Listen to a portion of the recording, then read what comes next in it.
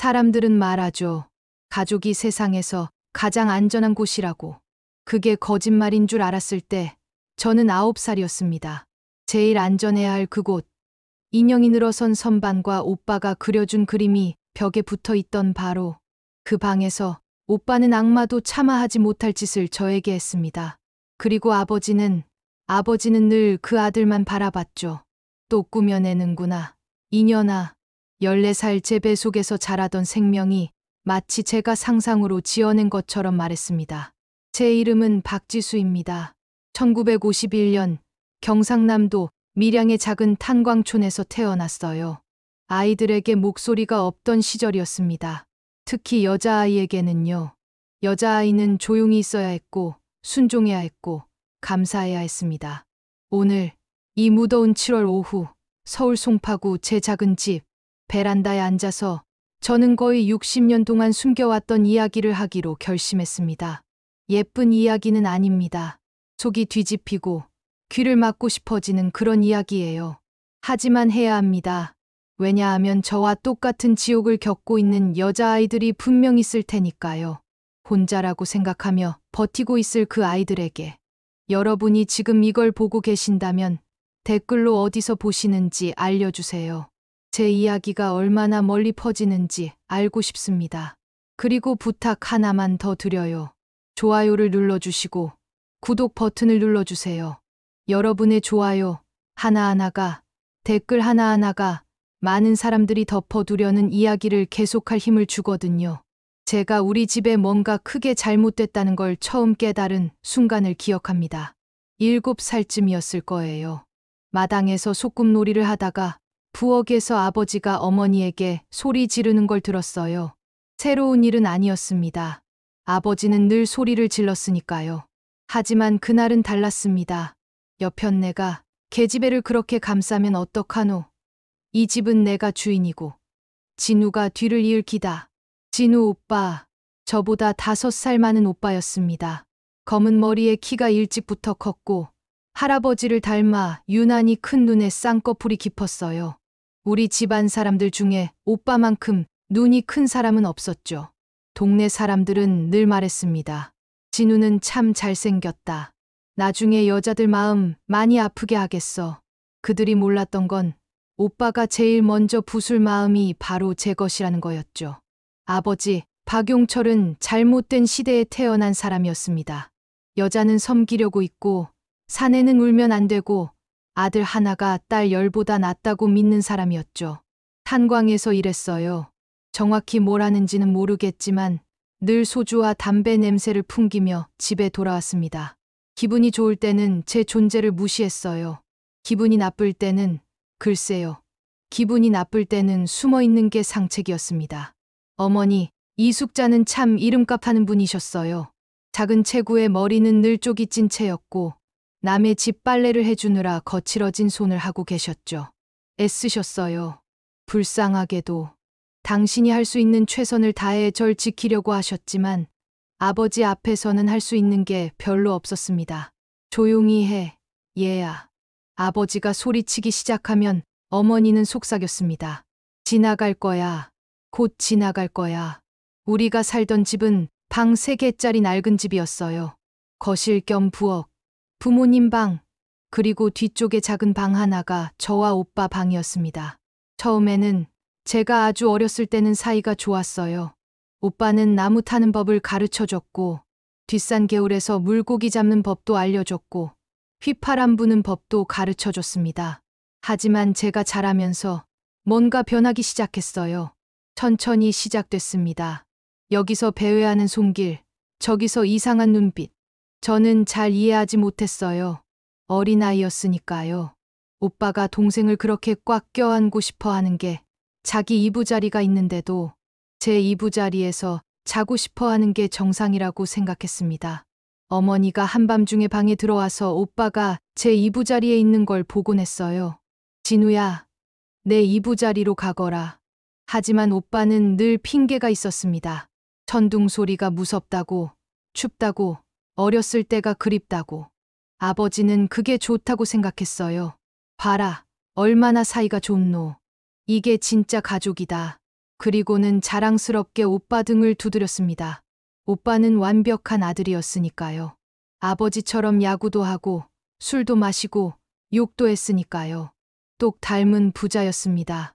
반면 저는 짐이었어요. 아들을 원했는데 태어난 딸, 걸어 다니는 실망 덩어리. 아버지는 누구한테도 숨기지 않았습니다. 이건 실수로 생긴 거다.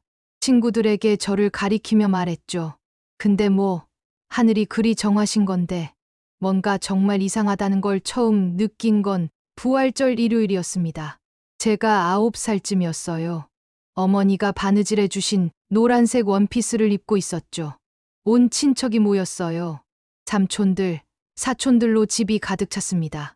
모두가 제가 얼마나 예쁜지 숙녀로 자라고 있다고 칭찬했어요. 정상적인 일이죠. 그냥 가족끼리 그러는 거잖아요. 하지만 오빠는 싫어했습니다. 눈빛에서 봤어요. 갑작스러운 분노, 사이다 컵을 손이 하얗게 변할 때까지 쥐어짜는 모습. 모두가 뒷마당으로 고기 굽러 갔을 때 오빠가 저를 구석으로 끌고 갔습니다. 니 예쁘다 카더. 관심 받고 싶나? 저는 혼란스러웠어요. 누구한테서요? 저는 그냥 구석에 조용히 있었고 케이크 조각을 먹고 있었을 뿐인데. 하지만 오빠는 계속했습니다. 니는 내 거다. 알았나? 다른 누구한테도 눈길 주는 거 보고 싶지 않아. 내 거. 오빠가 동생을 소유한다는 게 무슨 말인가요?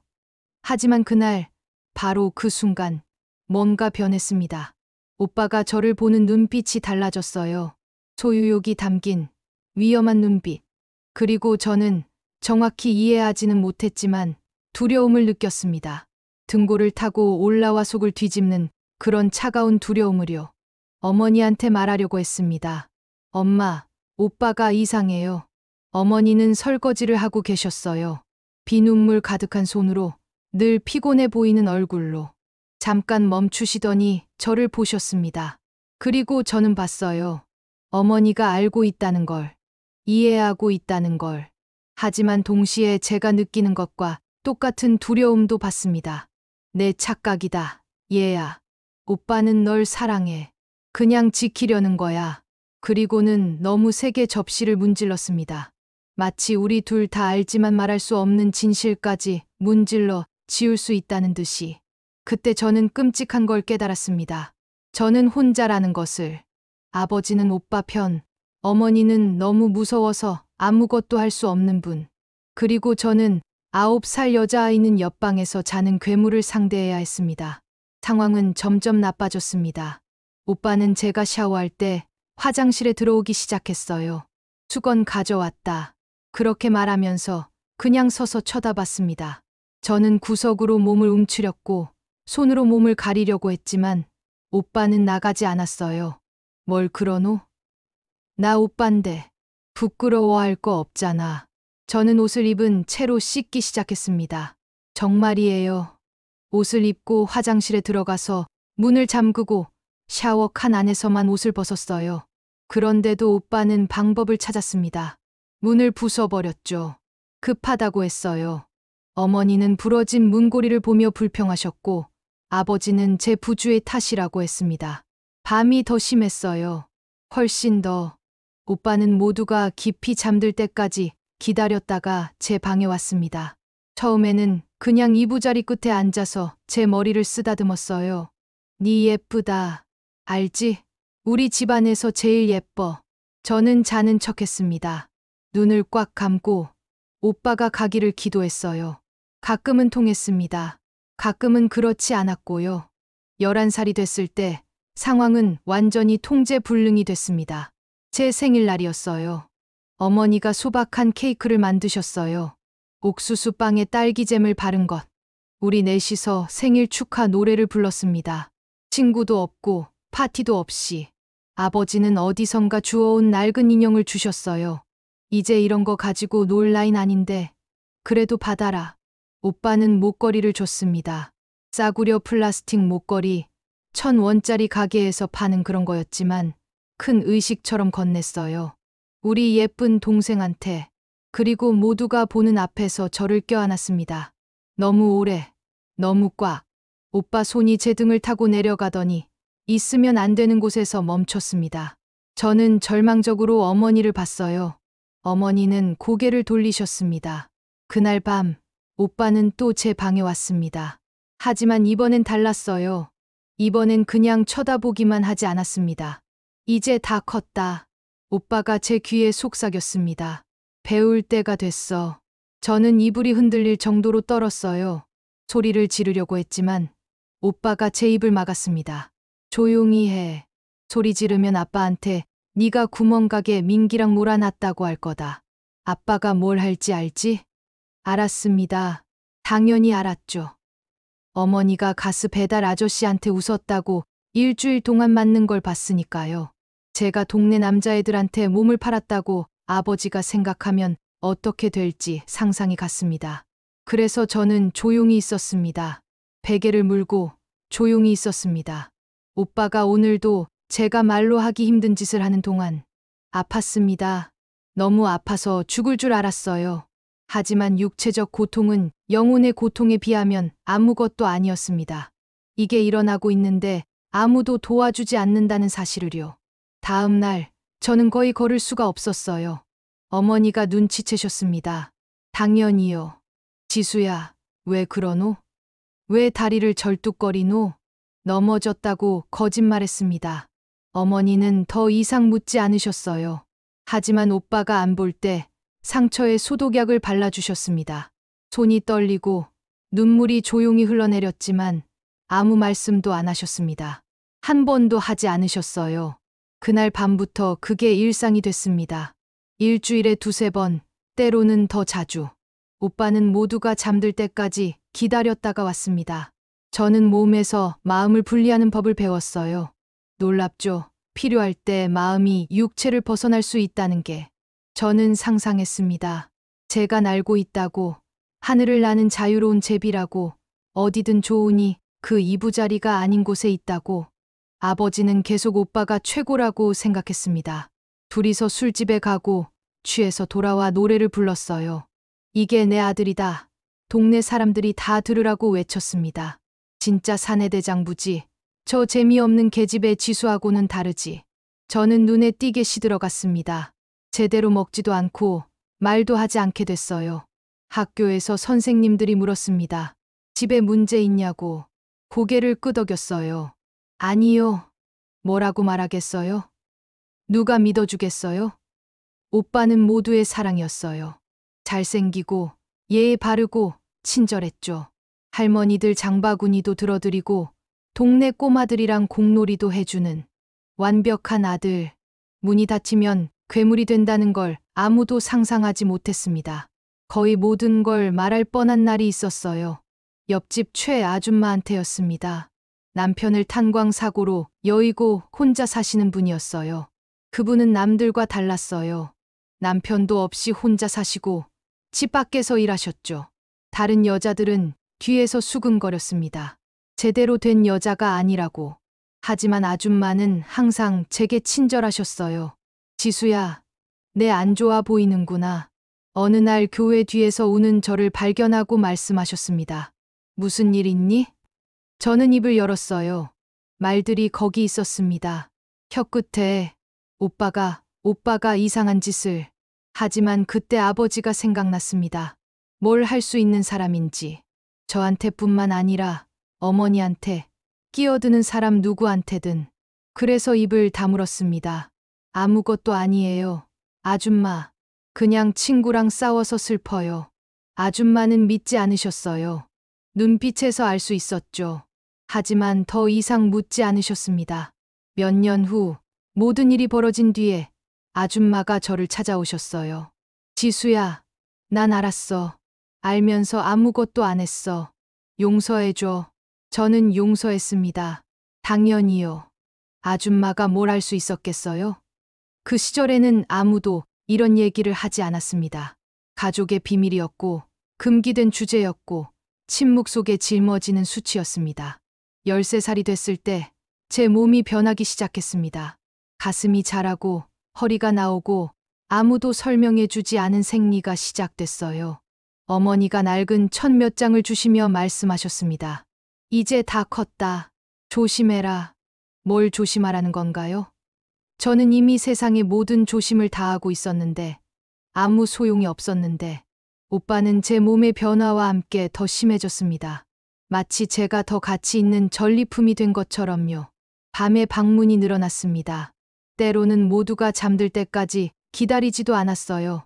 화장실에서, 창고에서, 집 안의 어두운 구석이면 어디든 저를 몰아넣었습니다. 네 이뻐지고 있다. 오빠가 말했습니다. 곧 남자애들이 냄새 맡고 몰려올 거다. 근데 니는 내 거다. 맞제? 안 잊었제? 내 거. 저는 물건이었습니다.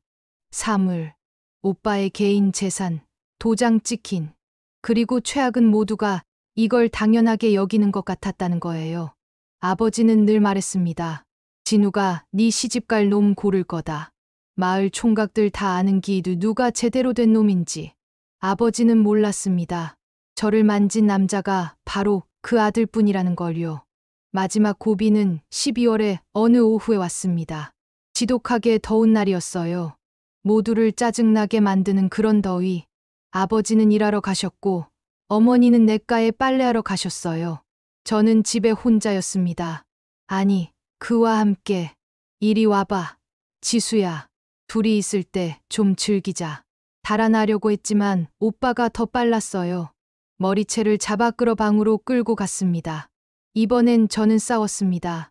그 긴 세월 동안 처음으로 저는 싸웠어요. 핥히고 물고 발로 찼습니다. 하지만 오빠가 더 셌어요. 늘 그랬듯이.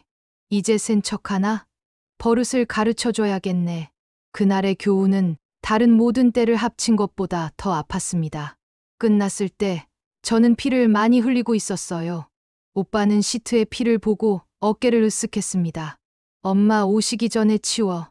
하지만 저는 치우지 못했습니다. 일어날 수조차 없었어요. 그 빨간 웅덩이에 누워 죽고 싶었고 사라지고 싶었고 증발하고 싶었고 존재하지 않고 싶었습니다.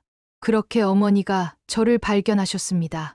어머니의 비명이 아직도 귓가에 맴돕니다. 공포의, 고통의, 죄책감의 비명. 어머니는 알고 계셨어요. 당연히 알고 계셨죠. 항상 아셨어요. 내 자식아, 내 새끼야, 하느님 맙소사. 어머니는 저를 안아 올렸고 제가 아기였을 때처럼 흔들어 주셨습니다. 엄마를 용서해라, 용서해라. 그날 어머니 안에서 뭔가 부러졌습니다. 아니면 고쳐졌거나 잘 모르겠어요. 다만 어머니가 저를 들어 화장실로 데려가 조심스럽게 씻겨주신 것만 알아요. 그리고는 우리 옷가지를 보따리로 쌌습니다. 우리 떠난다. 어머니가 말씀하셨습니다. 어디로요? 엄마? 모르겠다. 근데 여기서 나가야 한다. 하지만 우리는 떠나지 못했습니다. 문 앞에 가방을 든 채 서 있을 때 아버지가 도착하셨어요. 늘 그렇듯 취해서 상황을 보고 바로 이해하셨습니다. 이 무신 짓거리고 어머니는 설명하려 하셨어요. 더듬거리고 울고 애원하고 피를 보여드리고 멍자국을 보여드렸습니다. 아버지는 모든 걸 조용히 들으셨습니다. 그러고는 뒤에 나타난 오빠를 보셨어요. 이거 사실이가, 아들아? 오빠는 어깨를 으쓱했습니다. 지수가 꾸며낸 거예요. 아빠, 여자들이 원래 그렇잖아요. 질투하는 것 같아요. 제가 여자친구 생겨서. 그리고 아버지는 믿으셨습니다. 아니면 믿는 척을, 아니면 그냥 상관하지 않으셨거나 어머니를 때리셨습니다. 너무 세게 때려서 어머니가 쓰러지셨어요. 입 닥쳐. 도망가고 싶으면 가. 근데 계집애는 남는다. 이 집에 밥하고 청소할 사람은 있어야지. 어머니가 저를 보셨습니다. 저는 정확한 순간을 봤어요. 어머니가 포기하시는 순간을. 저에 대해서, 자신에 대해서, 인생에 대해서. 어머니는 가방을 바닥에 떨어뜨리고 침실로 가셨습니다. 우리는 그날에 대해 다시는 말하지 않았습니다. 인생은 계속됐어요. 밤의 방문도 계속됐고, 제 몸은 계속 침범당했고, 제 영혼은 조금씩 죽어갔습니다. 하지만 뭔가 변했어요. 저는 더 이상 소리 지르지 않으려고 베개를 무는 겁먹은 소녀가 아니었습니다. 이제 저는 생존자였어요. 그리고 생존자는 살아남기 위해 뭐든 합니다. 안에서는 이미 오래전에 죽었다 해도 1965년은 다르게 시작됐습니다. 1월 1일 아침에 일어났을 때 속이 뒤집히는 걸 느꼈어요. 새해 숙취는 아니었습니다. 우리 집에서는 아무것도 축하하지 않았으니까. 메스꺼움이었습니다. 어디선가 갑자기 와서 화장실로 뛰어가게 만드는 그런 메스꺼움. 뭔가 잘못 먹었나 생각했어요. 그 메스꺼움이 제 인생을 영원히 바꿀 줄은 꿈에도 몰랐습니다. 1월이 지나갔습니다. 메스꺼움은 계속됐어요. 특히 아침에 어머니가 눈치채셨습니다. 당연하죠. 어머니는 모든 걸 눈치채시니까. 못 본 척 하실 때도요. 네 상한 거 먹었나? 고개를 저었습니다. 상한 음식은커녕 제대로 된 음식도 거의 없었으니까요. 2월의 어느 화요일 깨달았습니다. 생리가 늦었어요. 많이. 사실 별로 신경 쓰지 않았던 거예요. 원래 규칙적이지 않았으니까. 하지만 늦은 것과 메스꺼움과 아픈 가슴과 피클에 땅콩버터를 발라 먹고 싶은 이상한 욕구를 다 합치니까 맙소사. 아니에요. 그럴 리가. 하지만 그랬습니다. 화장실 바닥에 앉아서 손가락으로 마지막 생리가 언제였는지 세던 기억이 납니다. 12월에 안 왔어요. 1월에도 안 왔고 2월이 중순인데 아무것도 없었습니다. 석 달. 그걸 뱃속에 품고 있던 게 석 달이었습니다. 공황이 너무 커서 그 자리에서 토했어요. 이번엔 입덧이 아니었습니다. 순수한 공포였어요. 14살. 저는 14살이었고 친오빠의 아이를 임신했습니다. 이걸 어떻게 말합니까? 누구한테? 어머니는 이미 학대를 알고 계셨고 아무것도 안 하셨어요. 아버지는 제 잘못이라고 제가 오빠를 유혹했다고 할 거예요. 그리고 오빠는 뭘 할까요? 숨기기로 했습니다. 다른 방법이 없었어요. 찾을 수 있는 가장 헐렁한 옷을 입기 시작했습니다. 아버지 셔츠, 어머니의 풀어진 원피스, 배 주위에 천을 둘둘 감았어요. 너무 세게 조여서 아팠습니다. 보이기 시작하는 배를 감추기 위해서라면 뭐든. 하지만 임신한 아이의 몸은 오래 숨길 수 없어요. 어머니가 제일 먼저 눈치채셨습니다. 당연히요.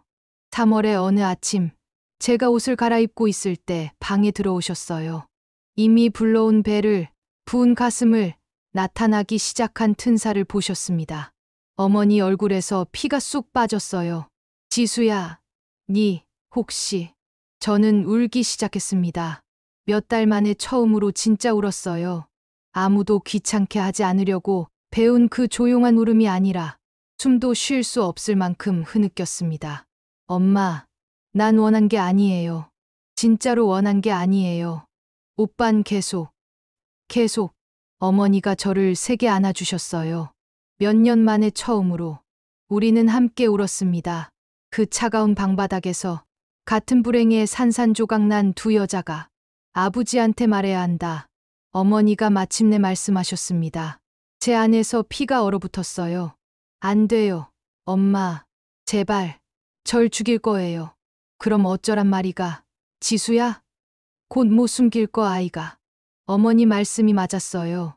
넉 달이면 숨기기 어렵고 5달이면 불가능할 거예요.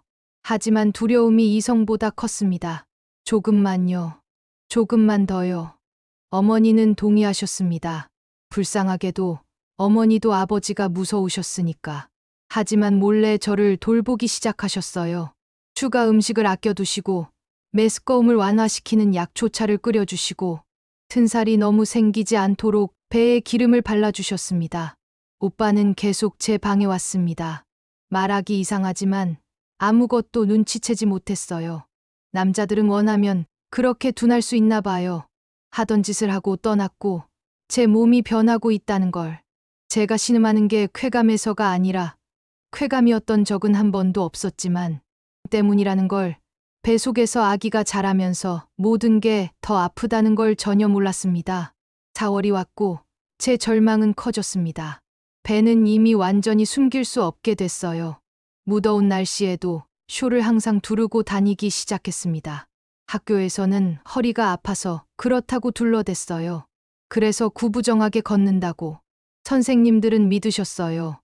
아니면 믿는 척. 하지만 집에서는 점점 더 힘들어졌습니다. 5월의 어느 밤에 모든 게 무너졌습니다. 아버지가 평소보다 더 취해서 집에 오셨어요. 식은 저녁 때문에 어머니와 싸우시고 접시 2개를 깨시고 개를 발로 차셨습니다.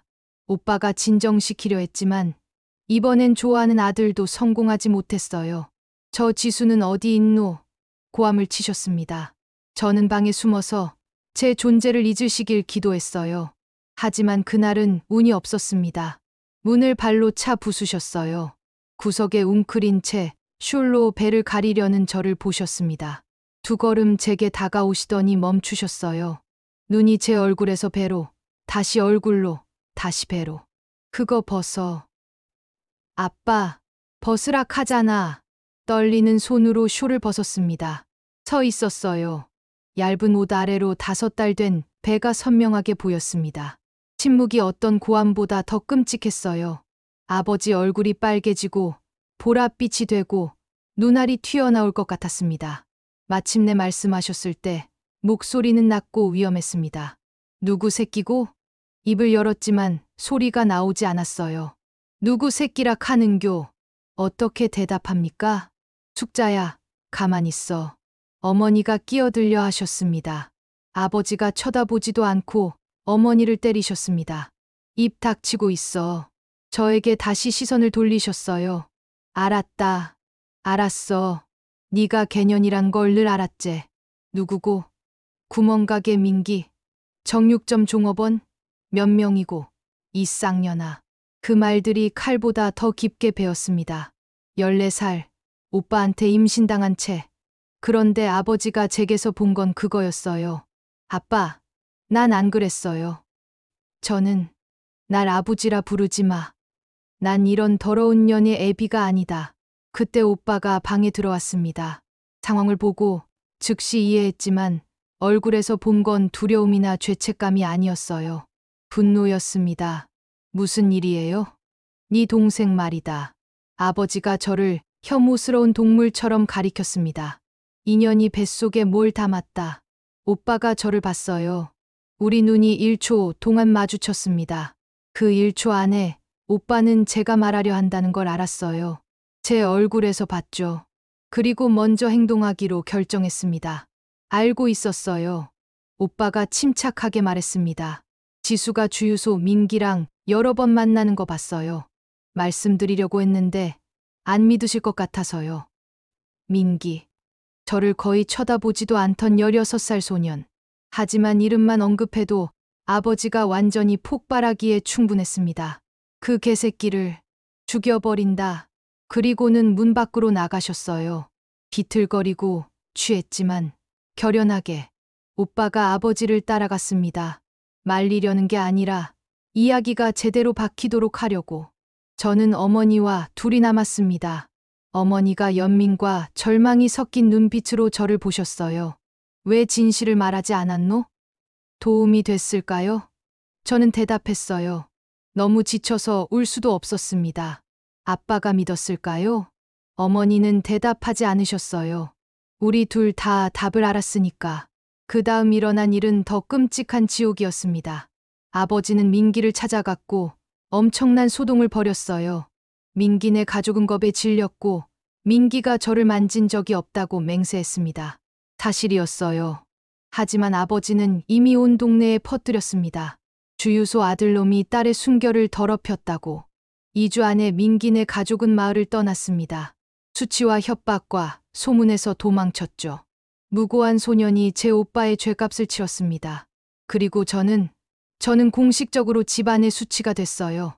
타락한 년, 박씨 집안의 명예를 더럽힌 년. 아버지는 저를 쳐다보지도 않으셨어요.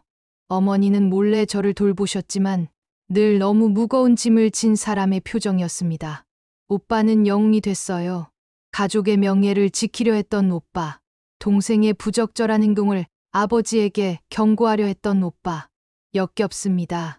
밤에도 오빠는 여전히 제 방에 왔어요. 전보다는 덜. 왜냐하면 이제 저는 버려진 물건이었으니까. 오빠 말로는. 하지만 왔습니다. 그리고 올 때마다 귓속말했어요. 이 애는 내 거야. 절대 잊지 마. 6월은 천천히 지나갔습니다. 7월은 더 끔찍했어요. 배는 부풀어 올랐고 아기는 움직였고 저는 안에서 시들어갔습니다. 학교는 그만뒀어요. 아버지가 금지하셨으니까. 니 때문에 더 이상 창피 못 당한다. 저는 집에 갇혔습니다. 뱃속에 또 다른 감옥을 품은 죄수. 유일한 외출은 교회였어요. 아버지가 꼭 가라고 하셨습니다. 모두가 제 죄를, 제 수치를 보라고. 교회 아줌마들이 수군거리고 손가락질하고 고개를 저었습니다. 저는 맨 뒷자리에 앉아 이제 거대해진 배를 숄로 가리고 기도했어요. 용서를 위해서가 아니었습니다. 제가 무슨 용서가 필요하겠어요? 힘을 위해, 탈출구를 위해, 기적을 위해 기도했습니다. 8월, 임신 8개월. 거의 걸을 수가 없었어요. 발은 부었고, 허리는 아팠고, 아기는 납처럼 무거웠습니다. 어머니가 집에서 아기를 받아주셨어요. 아기를 받는 산파였거든요. 빨래하고 맞는 시간 틈틈이 징후를 가르쳐 주시고 숨 쉬는 법을, 고통 견디는 법을 알려주셨습니다. 힘들 거다. 어머니가 말씀하셨습니다. 니 너무 어리고 작다. 근데 우리가 해낼 거다. 우리가 마치 진통의 고통을 함께 나눌 수 있다는 듯이, 마치 조카인 동시에 아들인 아이를 낳는 무게를 함께 질 수 있다는 듯이 9월의 새벽에 진통이 시작됐어요. 허리에 오는 통증으로 잠에서 깼고 그 다음 배에 다리 사이로 액체가 흐르는 걸 느꼈습니다. 양수가 터졌어요. 어머니를 조용히 불렀어요. 달려오셨습니다. 상황을 살피셨어요. 오늘이다. 그 다음 몇 시간은 고통의 흐릿한 기억입니다.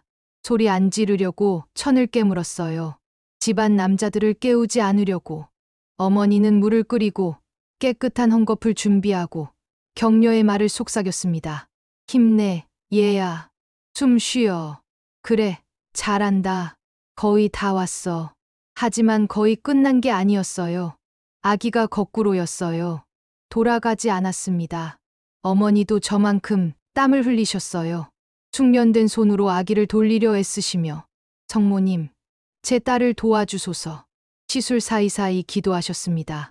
16시간의 진통이었습니다. 16년처럼 느껴진 16시간.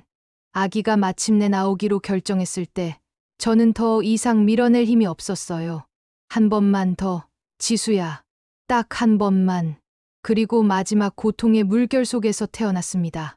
남자아이, 작지만 완벽한, 검은 머리에 하얀 피부, 눈을 떴을 때 유난히 컸어요. 쌍꺼풀이 깊고 오빠와 똑같은 눈이었어요. 어머니가 탯줄을 자르고 아기를 씻기고 포대기로 싸셨습니다. 제 가슴에 안겨주셨을 때 저는 예상하지 못한 걸 느꼈어요. 사랑. 순수하고 파괴적이고 무조건적인 사랑. 이 작은 생명체는 아무 잘못이 없었어요. 순수하고 깨끗하고 세상의 모든 보호를 받을 자격이 있었습니다. 이름 뭐라 할 거고? 어머니가 물으셨습니다. 대답하기 전에 문이 열렸어요. 아버지가 들어오셨습니다. 오빠가 뒤에 아기를 보고 이부자리에서 피 흘리며 지친 저를 보셨어요. 아들이네. 아버지가 말씀하셨습니다. 얼굴에 뭔가 자부심 같은 게 스쳐 지나갔어요. 빠르게 사라졌지만 상관없다. 개년의 자식은 개년 자식이제. 하지만 오빠가 다가왔습니다. 아기를 봤어요. 자신과 똑같은 큰 눈을, 이미 각진 턱선의 조짐을 보았습니다. 할아버지 유전이라고 동네 사람들이 늘 말하던 바로 그 큰 눈. 오빠 턱선처럼. 오빠가 미소 지었습니다. 애 잘생겼네. 오빠가 말했습니다. 그리고 잠깐, 아주 짧은 순간, 오빠 눈에서 뭔가를 봤어요. 후회 같은 거, 죄책감. 아니었습니다. 소유욕이었어요. 뒤틀린 자부심. 저 아기는 저에 대한 오빠의 힘을 보여주는 살아있는 증거였습니다. 이름은 현수다. 아버지가 결정하셨습니다. 박현수. 제대로 된 사내 이름이다. 어미는 안 닮았으면 좋겠네. 현수. 제 아들에게 이제 이름이 생겼습니다. 박현수. 출생신고에 아버지 이름은 없었어요. 공식적으로는 아무도 아버지가 누군지 모르니까. 민기는 몇 달 전에 떠났으니 그의 이름을 넣을 수도 없었죠. 저만 있었어요. 그 다음 며칠 동안 집이 이상했습니다. 아버지는 아기가 존재하지 않는 척했어요. 어머니는 최선을 다해 우리 둘을 돌보셨습니다. 그리고 오빠는 맴돌았어요. 아기가 젖 먹는 것, 기저귀 가는 것, 자는 것을 지켜봤습니다. 때로는 안으려고 했지만 저는 허락하지 않았어요. 오빠가 가까이 오면 온몸이 굳었습니다. 이것도 내 아들이다. 오빠가 한 번은 조용히 말했어요. 우리만 있을 때. 아니에요. 제가 할 수 있는 모든 단호함으로 대답했습니다. 이엔 제 거예요. 오직 제 것. 하지만 진실이 아니라는 걸 알았어요. 그 집에서, 그 가족 안에서 아무것도 오직 제 것이 아니었습니다. 제 몸도, 제 아들도, 제 인생도 모유가 잘 나오지 않았어요. 현수는 배가 고파 울었습니다. 저는 절망으로 울었어요. 어머니가 차를 끓이고 마사지를 해주셨지만 제 몸이 그렇게 많은 고통에서 나온 아이에게 영양, 공급하는 걸 거부하는 것 같았어요. 최 아줌마가 상황을 구했습니다. 분유캔을 들고 나타나셨어요. 손주들이 쓰다 남은 거라고 하셨죠. 거짓말이었어요. 다 오신 거였지만 아버지가 더 나쁜 것처럼 보이지 않고는 거절할 수 없는 방식으로 내놓으셨습니다. 받으소, 용철 씨. 애기를 위한 거 아닙니까? 애기 잘못은 없는 기. 그래서 현수는 첫 몇 달을 살아남았습니다. 이웃이 기증한 분유로, 신비롭게 문 앞에 나타난 옷들로, 여기저기서 담요 하나, 젖병 하나, 마을 사람들은 알았어요. 모두가 알았고 몇몇은 아주 소수는 할 수 있는 방식으로 돕려고 했습니다. 하지만 집안 상황은 더 나빠지기만 했어요. 아버지는 더 많이 마시고 더 많이 때렸습니다. 어머니는 눈에 띄게 시들어가셨고 오빠는 계획을 세우기 시작했습니다. 애가 크면 나랑 똑같을 거야. 오빠가 말했습니다. 내가 다 가르칠 거다. 내 파트너, 내 피. 그 말을 들을 때 느낀 공포는 제가 겪은 모든 폭력보다 더 끔찍했어요. 오빠가 제 아들을 자기 같은 괴물로 만들려고 했습니다. 안 돼요. 절대 안 돼. 저는 그렇게 하느니 죽는 게 낫고 죽이는 게 나았어요. 그때부터 탈출을 계획하기 시작했습니다. 혼자 15살, 생후 몇 달 된 아기를 데리고 돈도 없고 갈 곳도 없이. 하지만 시도해야 했어요. 현수를 위해서 다를 자격이 있고 더 나을 자격이 있고 자유로울 자격이 있는 순수한 아이를 위해서. 문제는 어떻게 옆방에서 자는 간수들이 있는 감옥에서 도망치느냐는 거였습니다. 스스로도 아직 아이인 사람이 어떻게 아이를 보호하느냐. 온 세상이 등을 돌렸을 때 어떻게 구원을 찾느냐. 답은 가장 예상치 못한 방식으로 왔고 우리 삶을 영원히 바꿔놓았습니다. 하지만 그건 나중에 말씀드리겠습니다. 도망가려는 계획이 밤낮으로 제 머릿속을 두들겼어요. 현수는 이제 석 달이었습니다. 젖병을 잘 먹고 거의 밤새도록 잤어요. 하지만 동 한 푼 없는 15살 소녀가 어떻게 아기를 데리고 도망갑니까? 어디로요? 무슨 돈으로? 12월에 첫 시도를 할 용기를 냈어요. 아버지는 일하러 가셨고 오빠는 농구하러 갔고 어머니는 뒤뜰에서 빨래를 널고 계셨습니다. 현수를 안고 담요로 싸고 비닐봉지에 아기의 몇 안 되는 옷과 분유캔 하나를 넣었어요. 가방도 없었습니다. 거지처럼 떠나려던 거였어요. 대문에 도착했습니다. 심장이 너무 세게 뛰어서 터질 것 같았어요. 골목에 한 걸음, 두 걸음, 세 걸음. 그때 아버지 목소리가 들렸습니다. 어디 가는 줄 알고? 일하러 안 가신 거였어요. 숨어서 기다리고 계셨습니다. 마치 제가 시도할 걸 아신 것처럼 천천히 돌아섰어요. 현수를 가슴에 꽉 안고 저는 애기 데리고 바람 좀. 따귀가 문장을 끝내기 전에 날아왔습니다. 골목에 주저앉았고 현수를 제 몸으로 감쌌어요. 현수가 겁먹어서 비명을 지르기 시작했습니다. 거짓말하지 마. 이년아. 그 자식 데리고 도망가려고 했제. 아버지가 제 머리채를 잡아 집 안으로 끌어갔어요. 문을 잠그고 열쇠를 가져가셨습니다. 그날부터 저는 공식적인 죄수가 됐습니다. 감시 없이는 뒷마당조차 나갈 수 없었어요. 1966년 1월이 덥고 숨막히게 왔습니다. 현수는 잘하고 있었고 매일 오빠를 더 닮아갔어요. 같은 큰 눈, 같은 쌍꺼풀, 같은 각진 터. 축복이자 저주였습니다. 그 아이를 제 목숨보다 사랑했지만 익숙한 특징 하나하나가 제가 겪은 공포를 상기시켰습니다. 오빠가 아이에게 더 관심을 갖기 시작했어요. 안고 싶어 하고, 장난치고, 놀아주고. 역겨웠지만 항상 막을 수는 없었어요. 아버지가 지지하셨으니까. 삼촌이 조카 돌보게 놔둬라. 사내가 있어야 한다 아이가. 사내 모습이라니. 아버지가 그게 어떤 모습인지 알기만 하신다면. 어느 날 오후 오빠가 친구와 얘기하는 걸 우연히 들었어요. 애가 크면 내 친구 될 거다. 다 가르쳐 줄 거야. 여자, 술, 재미, 진짜 사내로 키울 거다. 여자한테 키워지는 애처럼은 안 될 거야. 얼어붙었습니다. 오빠는 단순히 현수에게 공놀이나 낚시하는 법을 가르치려는 게 아니었어요. 제 아들을 또 다른 포식자로, 또 다른 괴물로 만들려는 거였습니다. 안 돼요. 절대. 저는 차라리 죽는 게, 차라리 죽이는 게 나았어요. 2월 밤에 다시 시도했습니다. 이번에는 더 똑똑했어요. 모두가 깊이 잠들 때까지 기다렸어요. 부엌 칼을 가져다가 방 창문을 천천히 소리 없이 열었습니다. 현수를 먼저 내보내고 그 다음 제가 비집고 나갔어요. 거의 골목에 도착할 뻔했는데 이웃집 개가 짖기 시작했습니다. 동네 전체를 깨웠어요. 불이 켜지고 사람들이 밖을 내다봤습니다. 아버지가 속옷 차림에 슬리퍼를 신고 문에 나타나셨어요. 분노에 찬 전연 잡아 달렸습니다. 현수를 팔에 안고 맨발로 전에 없이 달렸어요. 하지만 어디로? 저는 그 가족 외에는 아무도 몰랐어요. 모든 어두운 골목이 똑같아 보였습니다. 아기가 울었어요. 저도 울었어요. 절망이 엄습했습니다. 결국 교회 뒤에 숨었어요. 거기 웅크리고 앉아 새벽이 오기를, 해결책을, 기적을 기도했습니다. 하지만 기적은 오지 않았어요. 아버지가 오빠와 친구 둘을 데리고 왔습니다. 쉽게 저를 찾았어요. 작은 마을에는 숨을 곳이 많지 않으니까.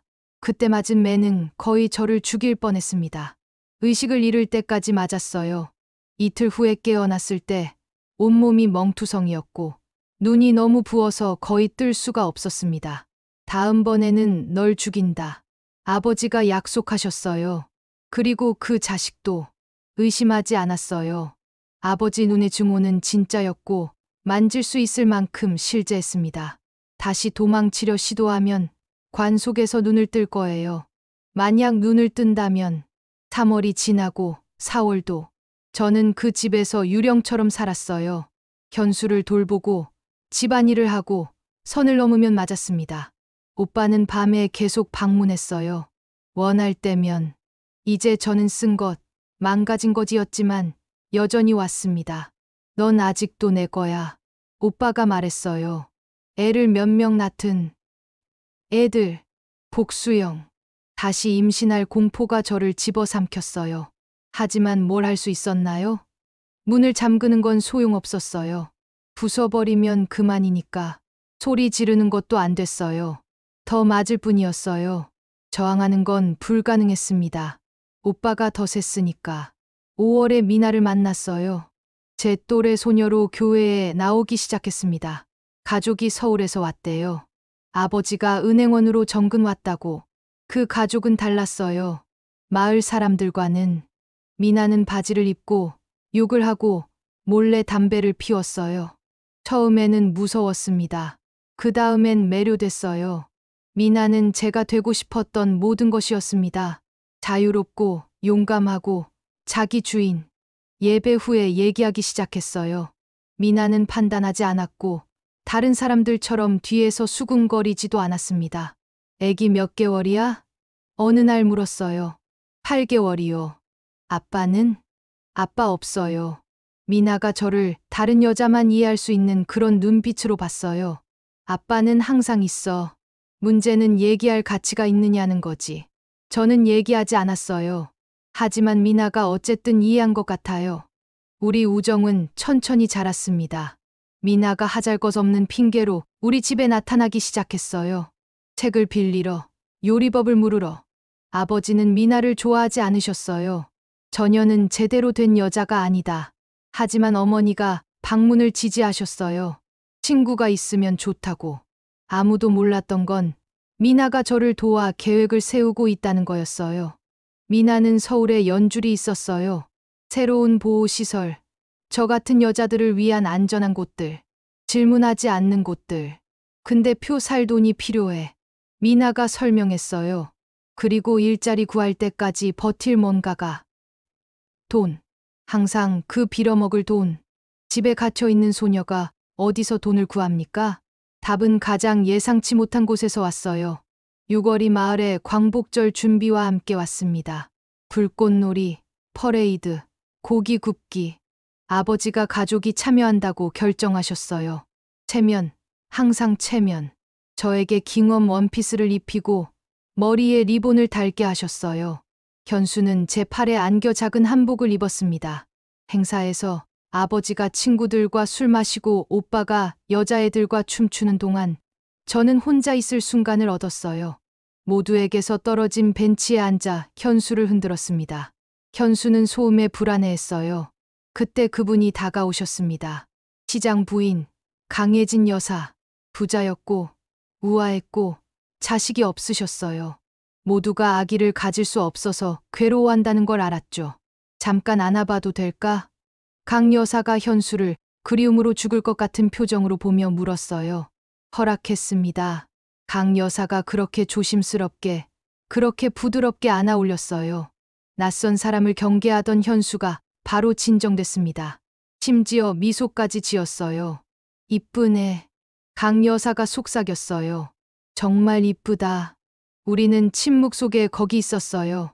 강 여사가 제 아들을 흔들고 저는 인생에 대해 생각하고 갑자기 강 여사가 말했습니다. 힘들겠어요. 이렇게 어린데 혼자서.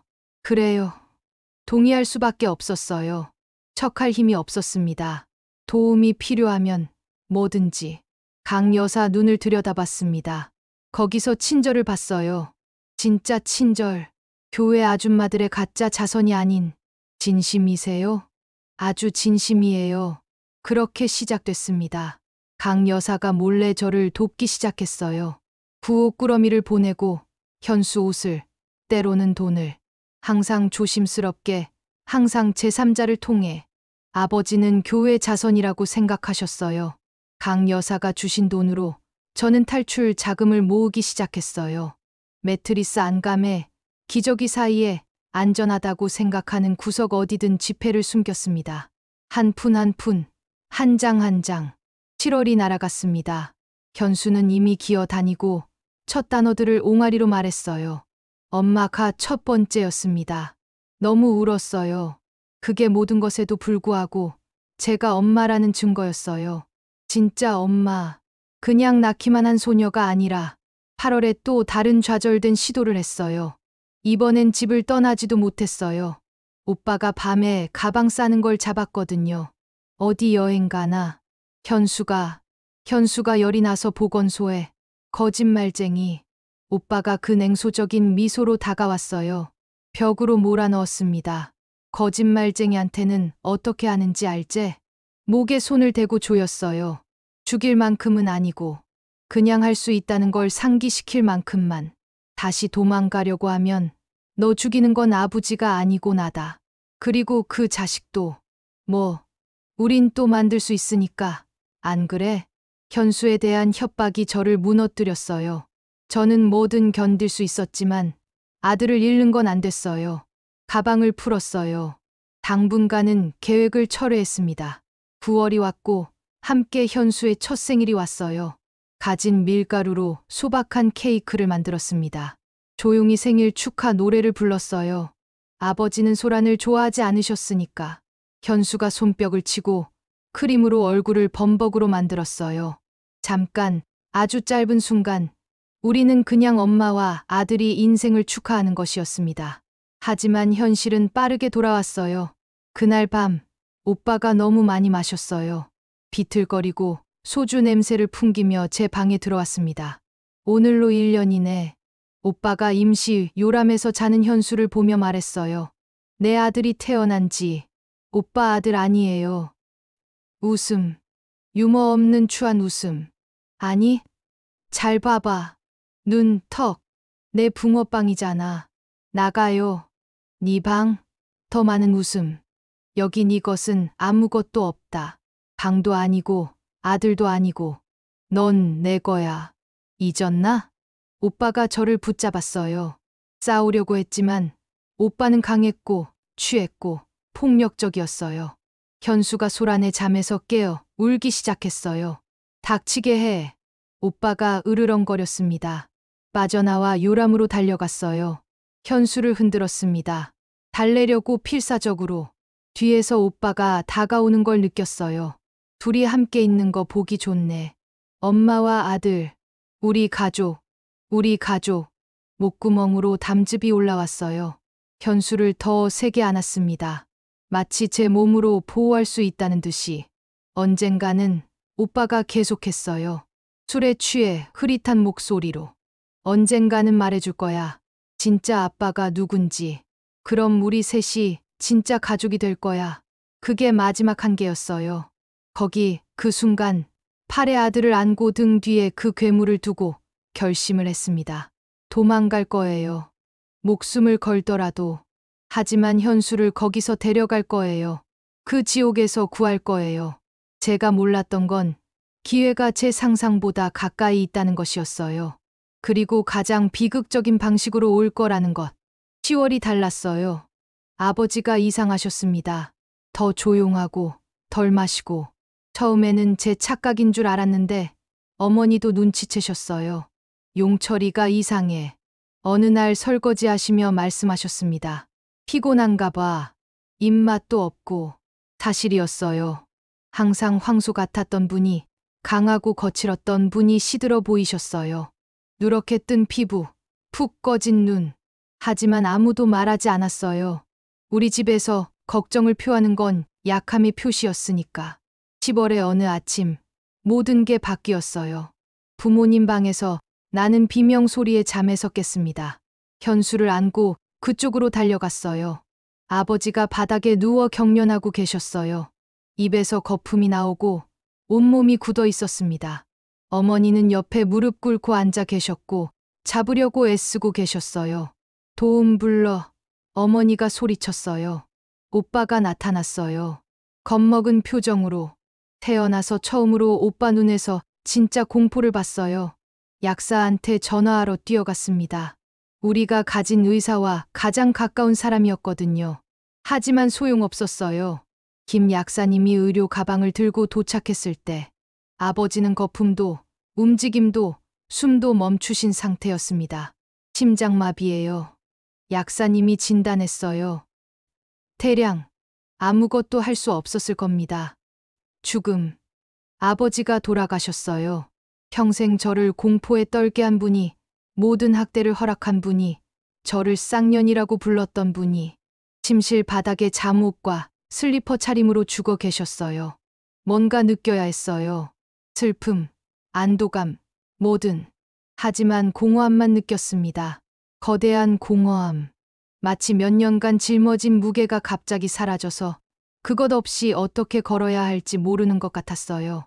장례는 그날 오후였어요. 덥고 작은 마을에서는 기다릴 수 없었으니까. 집이 사람들로 가득 찼습니다. 한 번도 본 적 없는 친척들, 술집 친구들, 광산 동료들.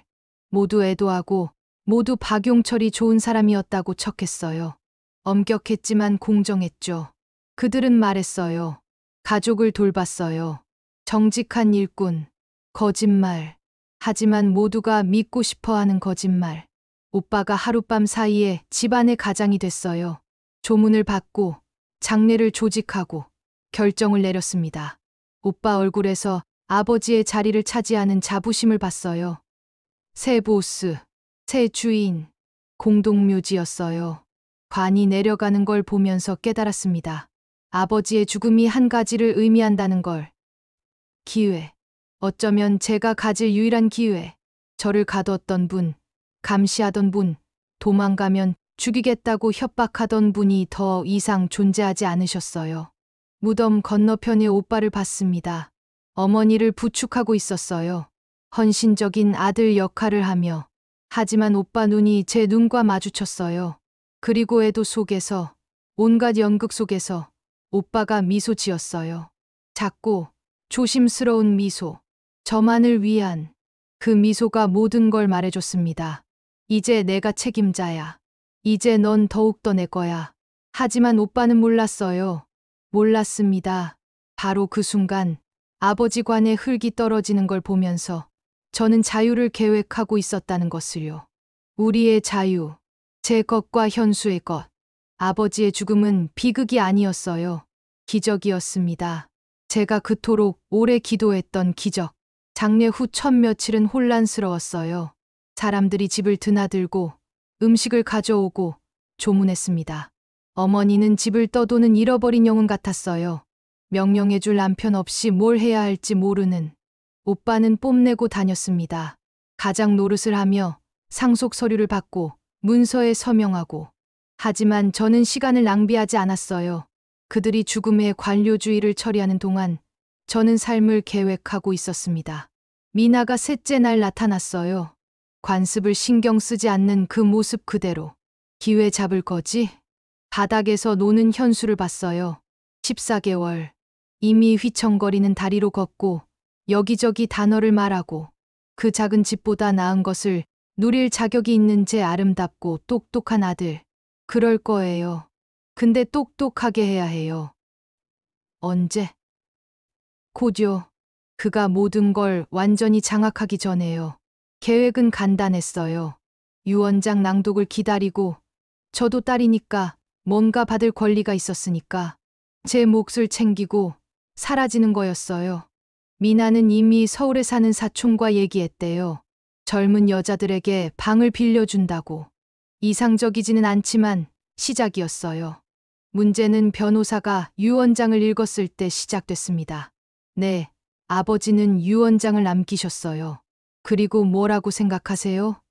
모든 걸 아들에게 남기셨어요. 모든 것. 집, 땅, 저축. 저와 어머니한테는 오빠가 허락하는 한 그곳에 살 권리만요. 이게 공평한 겁니까? 어머니가 마침내 용기를 내어 항의하셨어요. 변호사가 어깨를 으쓱했습니다. 법이 허용합니다. 남편께서 재산을 원하시는 대로 처분하실 수 있었어요. 오빠 얼굴에 승리한 미소를 봤어요. 이제 공식이었습니다. 오빠가 모든 것의 주인이었어요. 모든 사람이. 저희. 그날 밤 현수가 옆에서 자고 있는 침대에 누워 절망이 세차게 몰아쳤어요. 돈 없이 어떻게 도망갑니까? 서울까지 버스표가 비쌌어요. 여행 중 먹을 음식, 현수 분유, 도착하면 머물 곳이 필요했습니다.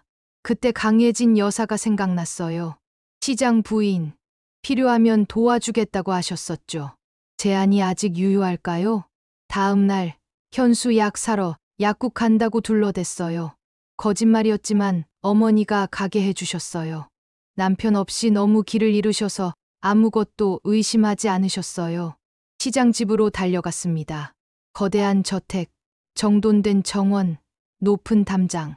대문을 두드렸어요. 심장이 입 안에 있는 것 같았습니다. 만약 저를 받지 않으신다면, 만약 제안을 후회하셨다면, 하지만 나오셨어요. 늘 그렇듯 아름다우셨어요. 비단 한복, 부드러운 미소. 지수야, 이게 웬일이니? 아버지 일 들었어. 조의를 표하마. 감사합니다, 여사님. 저, 말씀드릴 게 있어요. 제 얼굴에 절박함을 보셨어요. 들어오렴, 얘야. 얘기하자.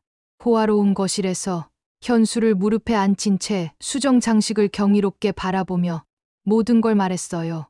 자세한 내용은 아니었어요. 아직 그럴 용기가 없었거든요. 하지만 핵심은 그 집을 떠나야 한다는 것, 갈 곳이 없다는 것, 아들의 미래가 두렵다는 것. 강 여사가 조용히 들으셨어요. 제가 끝냈을 때 깊게 한숨을 쉬셨습니다. 짐작은 했어. 작은 동네에서는 항상 의심하게 되거든. 하지만 증거가 없었어. 어떻게 도와야 할지 몰랐고, 이제 도울 수 있어요. 제발, 시작할 수 있게 표만 있으면 돼요. 생각에 잠기셨어요. 영원처럼 느껴지는 시간 후에 말씀하셨습니다. 더 나은 걸 해줄 수 있어. 서울 성북구에 친구가 있는데 가족 하숙집 주인이야. 주방 일손이 필요하대. 방과 식사를 제공해. 많지는 않지만 정직한 일이고 안전한 곳이야. 서울 성북구. 수도. 밀양에서 다시는 진우와 마주칠 일이 없을 만큼 충분히 먼 곳. 희망으로 심장이 뛰었어요. 받아들여요. 뭐든 받아들여요. 오늘 전화할게. 그리고 표는 선물로 생각해. 감사의 눈물이 거의 흘렀어요. 하지만 강 여사는 끝나지 않으셨어요. 조건이 하나 있어. 지수야. 떠나면 돌아오지 마.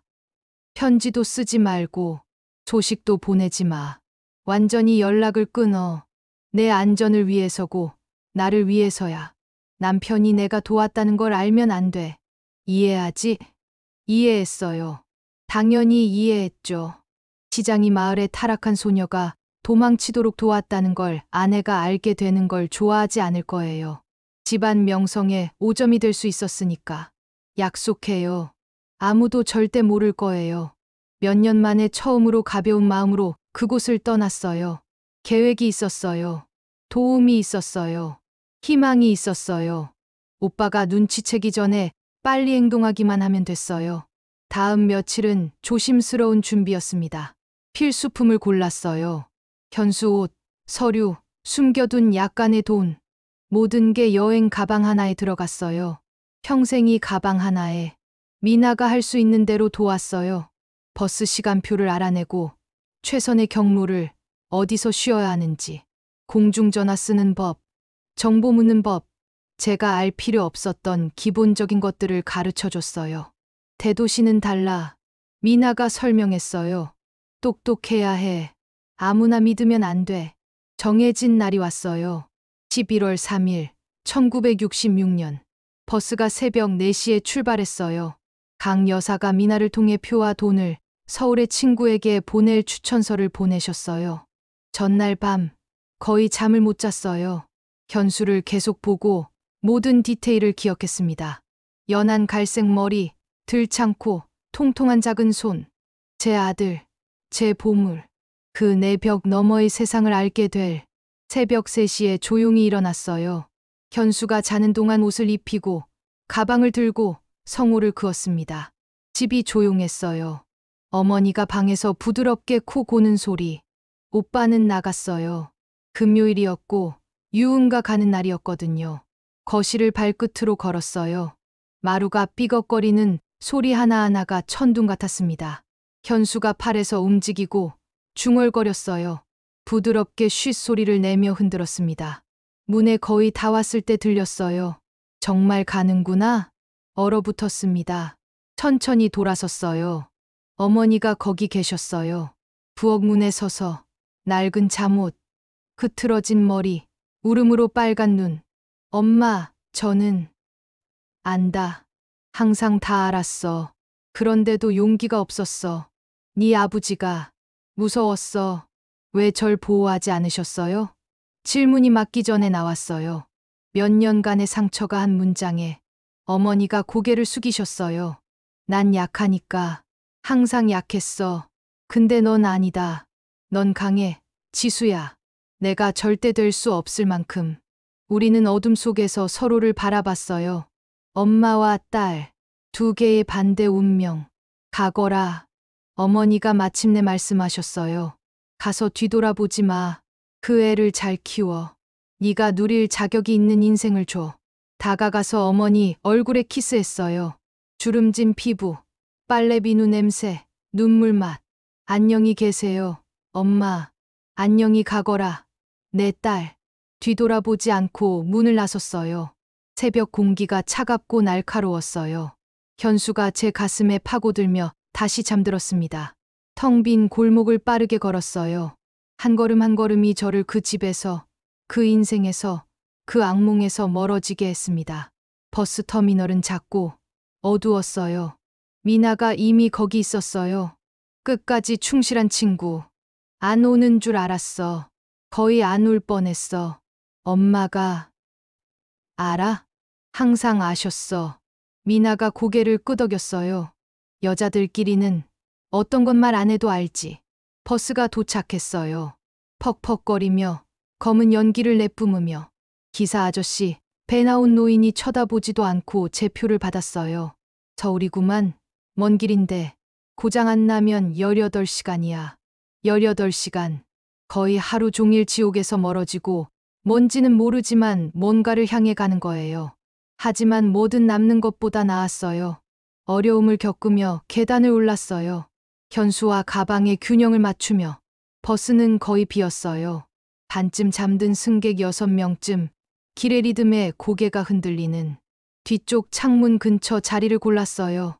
현수를 자리에 눕히자 이제 깨어서 아기 호기심으로 모든 걸 바라봤어요. 미나가 작별 인사하러 올라왔어요. 너하고 현수 조심해. 그럴게요. 거기 도착하면 이곳 잊어. 다 잊어. 새로 시작해. 쉬운 것처럼 말 안 해. 미나가 제 손을 잡았어요.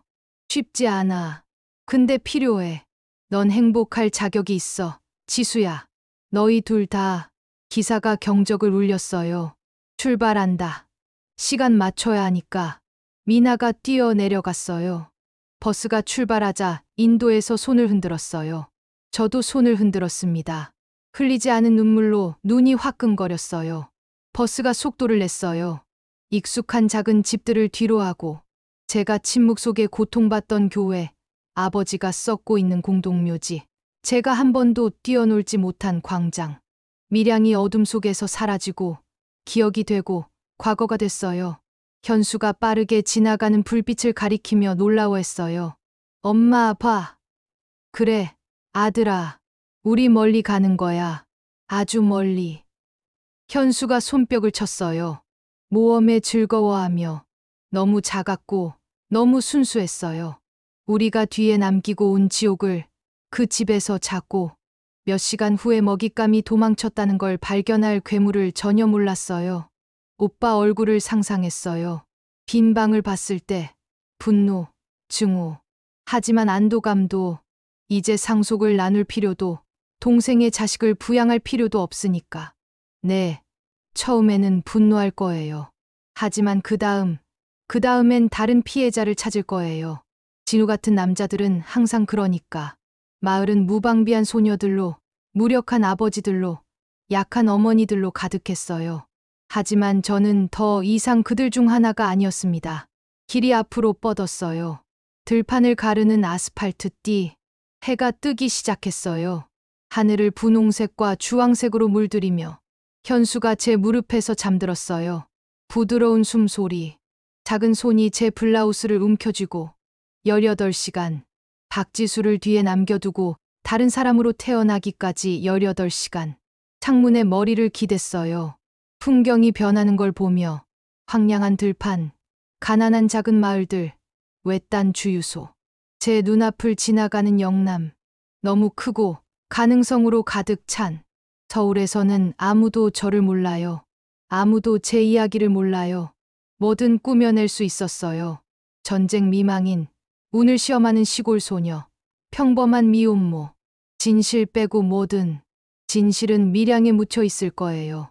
아버지와 함께, 제 순수함과 함께, 제가 이전이었고 다시는 되지 못할 소녀와 함께. 현수가 움직이고 중얼거렸어요. 젖을 물렸어요. 아직 수유했어요. 배고픔보다는 위안을 위해. 현수가 열심히 빨았어요. 절대적인 신뢰로 저를 보는 쌍꺼풀 깊은 큰 눈.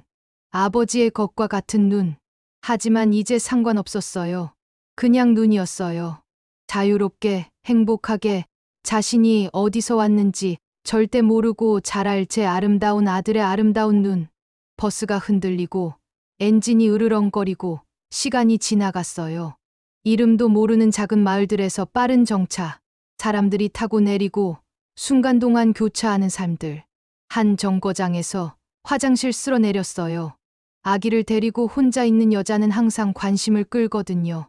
나이 든 아줌마가 제가 가는 동안 현수를 안아주겠다고 제안했어요. 고맙지만 같이 데려갈게요. 절대 다시는 낯선 사람들과 현수를 혼자 두지 않을 거예요.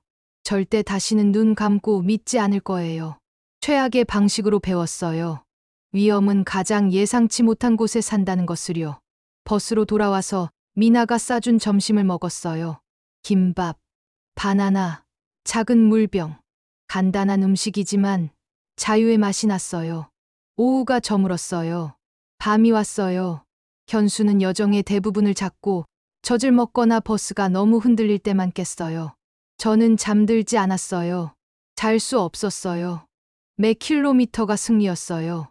지나는 마을마다 안도였습니다. 현수가 움직이고 중얼거렸어요. 젖을 물렸어요. 아직 수유했어요. 배고픔보다는 위안을 위해서. 현수가 열심히 빨았어요. 절대적인 신뢰로 저를 보는 큰 눈동자. 생물학적 아버지와 똑같은 쌍꺼풀 깊은 그 눈. 하지만 이제 상관없었어요. 그냥 눈이었어요. 자유롭게, 행복하게, 자신이 어디서 왔는지 절대 모르고 자랄 제 아름다운 아들의 아름다운 눈. 마침내 거의 자정이 됐을 때 기사가 안내했어요. 다음 정거장, 서울 버스터미널. 내리실 분, 짐 챙기세요. 서울. 도착했어요. 창밖을 받고 도시의 불빛을 봤어요. 거대한 콘크리트 블록들이 환하게 밝혀져 있고 넓은 거리들. 제가 알던 것과 완전히 다른 세계. 깊게 숨을 들이켰어요. 새 인생이 지금 시작되는 거예요. 뒤돌아보지 말고 미나가 말했듯이 두려워하지 말고 어머니가 결코 해내지 못한 것처럼 현수와 저 세상에 맞서서 버스가 멈췄어요. 흔들리는 다리로 내렸어요. 여행으로 몸이 아팠습니다. 현수가 움직임에 깼어요. 주변을 보며 너무 많은 불빛, 너무 많은 소음에 놀라서 괜찮아, 내 사랑. 도착했어. 버스터미널은 밀양의 것에 비해 거대했어요. 사람들이 어디에나 버스가 오고 가고 상인들이 소리치고 길을 잃은 느낌. 작았지만 또한 보이지 않았어요. 완벽했어요. 정확히 제가 필요한 거였어요. 군중 속에 사라지는 것. 공중전화를 찾아서 강 여사가 준 번호로 전화했어요. 여자 목소리가 대답했어요. 희망 하숙집입니다. 여보세요. 강 여사님이 저를.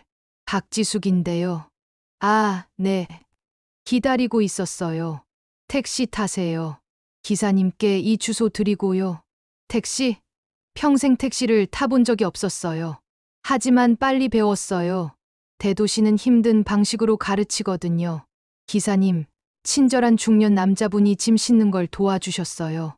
서울 처음이세요? 네. 좋아하실 거예요. 새로운 도시, 기회로 가득하지. 기회. 제가 필요한 전부였어요. 하숙집은 주택가에 있었어요. 소박하지만 깨끗한 건물. 김 여사님이 문에서 기다리고 계셨어요. 50세쯤 되신, 회색 머리를 뒤로 묶으신, 체크무늬 앞치마를 두른 분. 피곤하겠어요. 들어와요. 방 준비해놨어요. 방은 작았지만 필수품이 있었어요. 싱글 침대, 현수를 위한 즉석 요람, 서랍장, 거울. 제가 알던 것에 비하면 호화로웠어요. 주방은 1층이에요. 내일부터 시작하면 돼요. 네. 할 수 있어요. 물론이죠. 좋아요. 손님들 식사는 하루 3끼예요. 아침 6시, 점심 12시, 저녁 7시. 급여는 주급이고 방과 식사 포함이고요. 모든 것에 고개를 끄덕였어요. 필요한 거라면 뭐든 일할 거였어요. 서울에서의 첫날 밤, 낯선 침대에 누워 요람해서 평화롭게 자는 현수 옆에서 마침내 제 자신이 울도록 허락했어요. 안도로, 두려움으로, 희망으로 울었어요. 제가 살았던 모든 것과 아직 살아갈 모든 것을 위해 밖에서 도시가 잠들었어요. 계획된 도시, 현대적인, 약속으로 가득한, 아무도 저를 모르는 곳, 제 과거가 존재하지 않는 곳, 제가 누구든 될 수 있는 곳. 박지숙이 되기로 선택했어요. 흔한 이름, 역사 없는, 젊은 미망인, 남편이 공사장 사고로 사망. 더 나은 삶을 찾아 매일 수도에 도착하는 수천 명의 이주민 중 하나. 그리고 어떤 면에서는 진실이었어요. 저는 이주하고 있었어요. 더 나은 삶을 찾고 있었고요. 다만 죽은 남편을 위해서가 아니었을 뿐. 과거는 밀양에 남았어요. 미래는 거기서 시작됐습니다. 그 비좁은 작은 방에서, 그 낯선 도시에서 팔에 아들을 안고 손에 닿는 곳에 자유를 두고 쉽지 않을 거예요. 하지만 우리 것일 거예요. 그리고 그걸로 충분했어요. 서울은 제 구원이자 도전이었어요. 김 여사님 하숙집에서의 첫 몇 달은 힘들었지만 다른 방식으로였어요. 전의 공포가 아니었어요. 정직한 일에 무거운 일상의 힘듦이었지만 자유로운. 아침 5시에 일어났어요. 현수를 재우고 김 여사님이 제가 일하는 동안 봐주셨어요. 주방으로 갔습니다. 손님 15명의 아침은 농담이 아니었어요. 식빵, 계란 후라이, 갓 끓인 커피. 그 다음 모든 걸 치우고 점심 준비하고 된장찌개, 밥, 고기 다시 치우고 저녁 준비하고 중간에 현수한테 달려가서 젖 먹이고 기저귀 갈고 관심 주고. 하지만 아세요? 좋았어요. 지쳤고 땀범벅이었지만 제 것이었어요. 아무도 허락 없이 저를 만지지 않았어요. 아무도 제 방을 침범하지 않았고요. 아무도 저를 쌍년이라고 부르지 않았어요. 저는 그냥 지숙이었어요. 요리사, 조용하지만 열심히 일하는 젊은 여자. 현수는 건강하게 자랐어요. 1살 반에 이미 하숙집을 뛰어다니며 손님들과 놀았습니다. 그곳의 기쁨이었어요. 김 여사님은 현수 때문에 녹아내렸고 청소 아줌마들은 현수와 놀려고 싸웠어요. 처음으로 제 아들에게 가족이 있었어요. 이상하고 즉흥적이지만 가족. 1967년이 날아갔어요. 돈을 아꼈습니다. 한 푼 한 푼. 꿈은 하숙집을 떠나서 우리만의 작은 곳을 빌리는 거였어요. 아무리 작아도 우리 것인 제 방식대로 현수를 키울 수 있는 곳. 호기심, 어린 눈빛과 불편한 질문에서 멀리. 1968년에 제 인생이 또 한 번 변했어요. 새 손님이 하숙집에 나타났습니다. 김 선생님, 은퇴한 공무원, 최근에 미망인이 된 60세쯤 되신 분, 교육받으셨고 조용하신. 몇 주 동안 거기 계시다가 사라지셨다가 다시 오고 현수를 알아채셨어요. 눈치채지 않기 어려웠죠. 2살 남자아이, 똑똑하고 수다스럽고 관심을 끄는 큰 눈. 작은 선물을 가져오기 시작하셨어요. 여기 장난감 자동차, 저기 작은 책. 감사했지만 거리를 유지했어요. 너무 친절해 보이는 남자들은 항상 저를 경계하게 만들었어요. 하지만 김 선생님은 달랐어요. 아무것도 시도하지 않으셨어요. 그냥 얘기하고 이야기를 들려주고 현수와 놀았어요. 점차 경계를 낮췄습니다. 선생님은 암으로 돌아가신 부인에 대해, 멀리 사는 자식들에 대해, 무겁게 누르는 외로움에 대해 말씀하셨어요. 당신이 제 딸을 생각나게 해요. 어느 날 말씀하셨어요. 같은 힘, 같은 결단력. 어느 날 오후 현수가 놀다가 넘어져서 무릎이 까졌어요. 너무 많이 울어서 아무것도 달래지 못했습니다. 김 선생님이 구급상자를 들고 나타나셨어요. 군의관이었어요. 상처를 닦으며 설명하셨어요. 이런 거 다룰 줄 알아요. 선생님이 현수를 돌보는 동안 주의를 분산시키려고 얘기하고 바보 같은 노래를 부르는 동안 제 안에서 뭔가 변했어요. 거기서 위험한 남자가 아니라 할아버지를 봤어요. 가족이 필요한 누군가를. 우정이 천천히 자랐어요. 주방에 와서 우리가 얘기하는 동안 감자 까는 걸 도와주셨어요. 케네디 시대에 대해, 민권운동에 대해, 새로운 나라에 대한 희망에 대해 얘기하셨어요. 저는 듣고, 배우고, 꿈꿨어요. 어느 날 제안을 하셨어요. 지숙 씨, 저는 성북구에 집이 있어요. 아내가 돌아가신 후로 비어 있었어요. 혼자 살기엔 너무 커요. 당신과 현수가 거기 사는 게 어때요? 호의가 아니에요. 당신이 집을 돌보고 요리하면 제가 적정한 급여를 지불하죠. 심장이 뛰었어요. 집, 하숙집을 떠나? 너무 좋아서 사실 같지 않았어요. 하지만 사람들이 뭐라고 할까요? 선생님이 웃으셨어요. 하고 싶은 대로 하게 해요. 저는 남의 말 신경 쓰기엔 나이가 너무 많아요. 당신은 집이 필요하고 저는 동반자가 필요해요. 사업이지 로맨스가 아니에요. 오래 생각했어요. 김 여사님과 얘기했고 여사님이 바로 승인하셨어요. 김 선생님은 품이 있는 분이에요. 지숙 씨, 누구에게도 무례하게 구시는 걸 본 적 없어요. 받아들였어요. 1969년 3월 선생님 집으로 이사했어요. 소박하지만 넓은 연립주택, 방 3개, 마당, 모든 게 깔끔했어요. 현수가 처음으로 자기 방을 가졌어요. 일상은 평화로웠어요. 집을 돌보고 식사를 준비했어요. 김 선생님은 일찍 나가시고 늦은 오후에 돌아오셨어요. 저녁에 얘기하고 그 다음 각자의 공간으로 상호 존중, 건강한 거리. 하지만 아이들은 이런 경계를 몰라요. 현수가 김 선생님을 할아버지로 받아들였어요. 김 할배, 현수가 불렀어요. 노인 주위를 따라다니고 이야기를 부탁하고 그림을 보여주고 그리고 김 선생님은 정말 완전히 녹아내리셨어요. 선생님이 현수에게 자전거 타는 법을 가르치고 처음으로 공원에 데려가고 지나가는 비행기에 대해 설명했어요. 저기 봐, 현수야. 저 큰 거는 보잉이야. 둘이 함께 있는 걸 보면 제 가슴이 쥐어짰어요. 이게 가족이 어때야 하는 거예요. 악이 없는 애정, 숨은 동기 없는 돌봄. 제 어린 시절에 빠졌던 모든 것을 제 아들이 가지고 있었어요. 1970년에 변화가 왔어요. 김 선생님이 아프셨어요. 심장 문제. 더 가까이서 돌보기 시작했어요. 정시의 약, 특별 식단, 강제 휴식. 선생님은 불평했지만 따르셨어요. 군 상사보다 더하네요. 농담하셨어요. 어르신을 위해서예요. 알아요. 그래서 참고 있는 거죠. 병원에서의 어느 오후, 큰 위험 후에 선생님이 제 손을 잡으셨어요. 지숙 씨, 부탁이 있어요. 그런 말씀 하지 마세요. 들어요.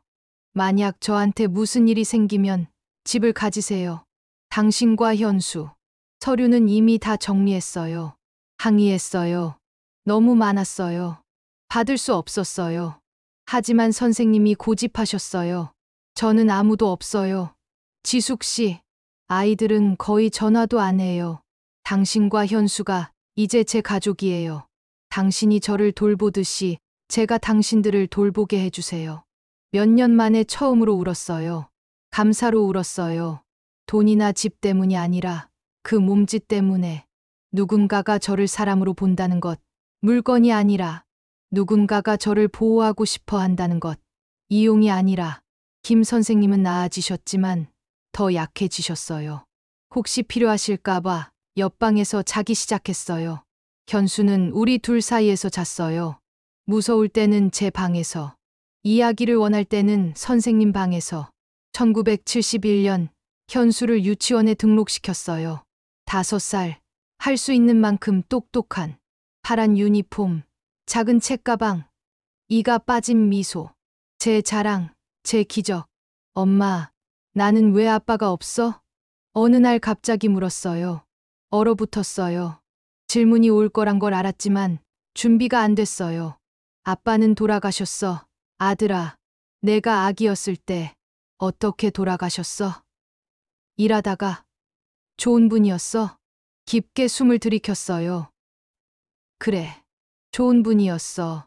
거짓말. 하지만 어떤 거짓말은 필요해요. 어떤 진실은 죽이니까. 현수는 당분간은 설명을 받아들였어요. 하지만 언젠가는 더 말해야 한다는 걸 알았어요. 세부사항을 만들어내고 기억을 창조하고 진실 빼고 뭐든. 1972년에 대통령 선거가 왔어요. 온 나라가 멈춰서 봤어요. 김 선생님이 새 TV를 사셨어요. 컬러, 완전한 호화. 우리 셋이 함께 모든 방송을 봤어요. 저 선생님, 현수, 이웃 몇 명. 현수가 얼굴을 빨강, 하양, 파랑으로 칠했어요. 다른 아이들과 함께 거리를 뛰어다니며 정상적이고 행복하고 자유로운 거기서 작은 친구들과 축하하는 현수를 보면서 미량 생각을 했어요. 아직 존재할까? 진우가 아직 거기 살까? 어머니는 살아 계실까? 생각을 차단했어요. 그 인생은 죽었어요. 저는 이제 다른 사람이었어요. 박지숙, 요리사, 미혼모, 서울 거주자. 과거는 존재하지 않았어요. 하지만 가끔 잠 못 이루는 새벽에 돌아왔어요. 진우가 저를 찾는 악몽에서, 현수를 저에게서 빼앗아가는 곳에서, 모든 게 다시 시작되는 곳에서 식은땀을 흘리며 깨고 현수 방으로 달려가 거기 있는지 안전한지 평화롭게 자는지 확인했어요. 1973년 현수가 7살이 됐어요. 김 선생님이 파티를 조직하셨어요. 케이크, 풍선, 온 동네 아이들. 선생님이 선물로 주신 카메라로 사진을 찍었어요. 있을 것 같지 않은 행복에 얼어붙은 순간들.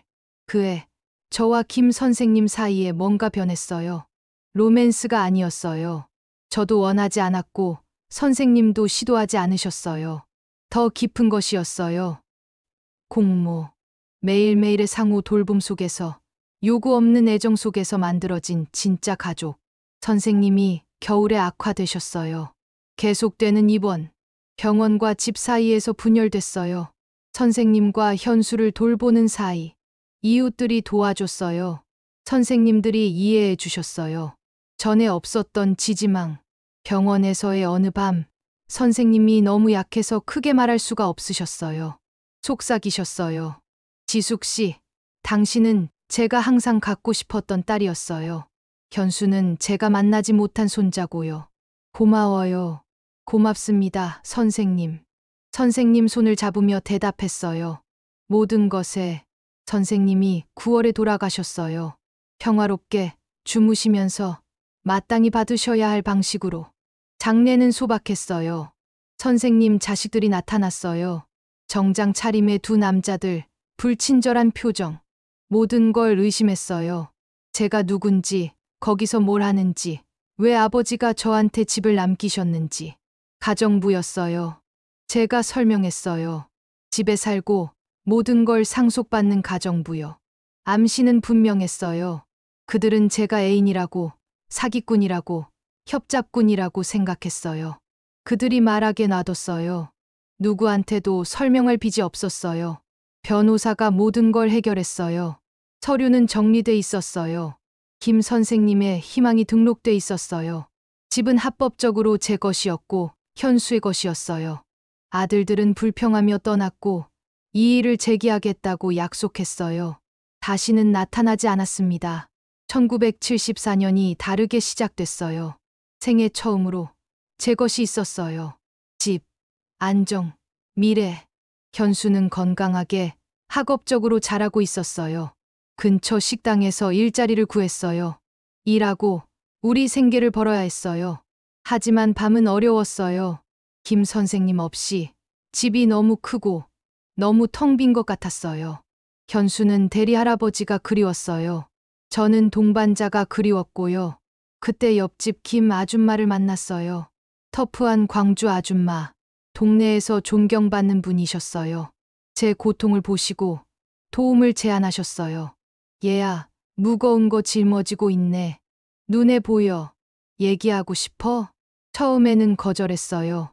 그 다음 불면의 밤에 아줌마 문을 두드렸어요. 커피를 마시고 얘기했어요. 모든 걸 말하지 않았어요. 전부를 말한 적은 없었어요. 하지만 외로움에 대해, 두려움에 대해, 악몽에 대해 얘기했어요. 아줌마가 듣고 고개를 끄덕이고 이해하셨어요. 모두에게 유령이 있어. 얘야. 비밀은 그들이 우리를 통제하게 놔두지 않는 거야. 친구가 됐어요. 제가 늦게까지 일할 때 현수를 봐주셨어요. 저는 아줌마 모임에서 도와드렸고요. 공동체, 소속감, 밀양에서 결코 없었던 것들. 현수는 아줌마가 들려주신 이야기를 좋아했어요. 성인, 전설, 신화, 문화, 종교, 차이에 대한 존중을 배웠어요. 열린 마음, 큰 마음으로 자랐습니다. 이 아이는 멀리 갈 거야. 김 아줌마가 예언하셨어요. 자기만의 빛이 있어. 사실이길 바랐어요. 정말 멀리 가길. 과거의 어떤 그림자로부터도, 그를 만든 폭력의 어떤 흔적으로부터도 멀리. 1975년 현수가 9살이 됐어요. 사춘기 전 궁금한 모든 것에 대해 호기심 많은 아버지에 대한 질문이 돌아왔어요. 더 정교하게. 무슨 일을 하셨어? 건설이요. 서울을 짓는 걸 도우셨어. 왜 사진이 하나도 없어? 이사 갈 때 다 잃어버렸어. 어떻게 만나셨어? 질문마다 새 거짓말. 거짓말마다 그를 진실로부터 보호하는 벽에 또 다른 벽돌. 글을 쓰기 시작했어요.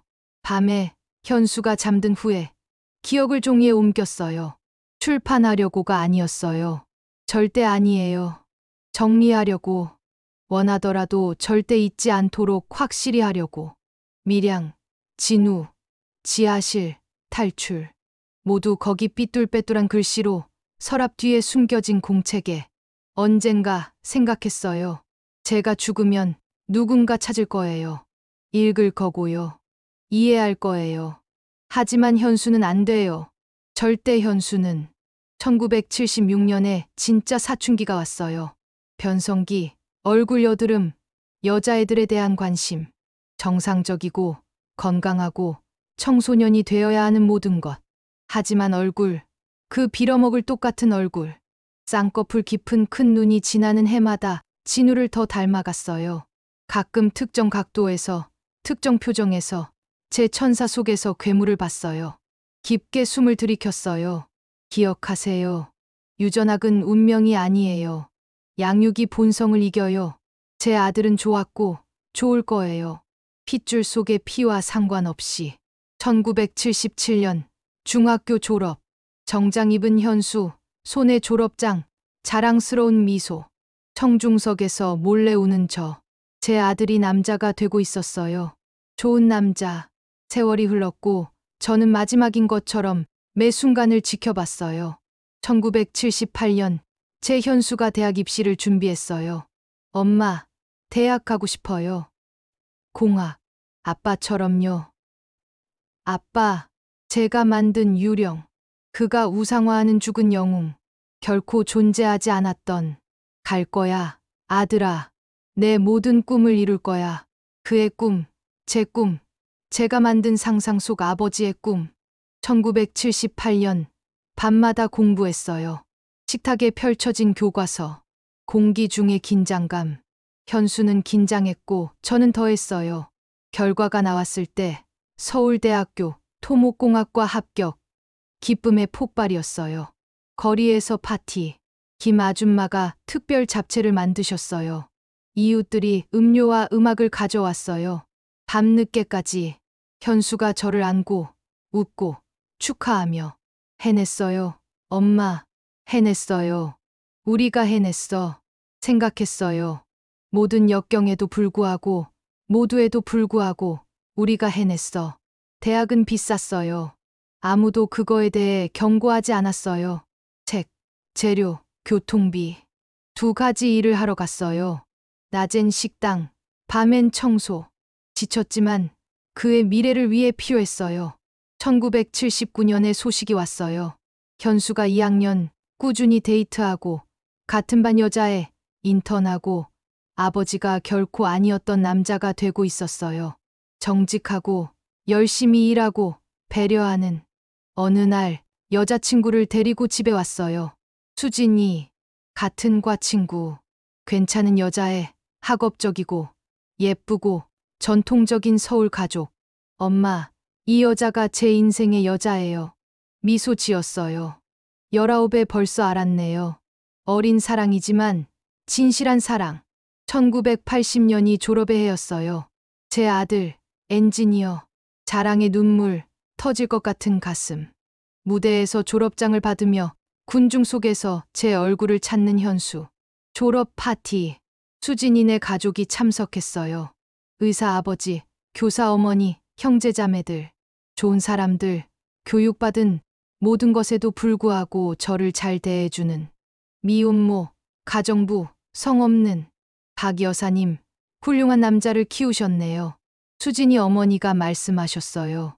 원래 좋게 태어났어요. 대답했어요.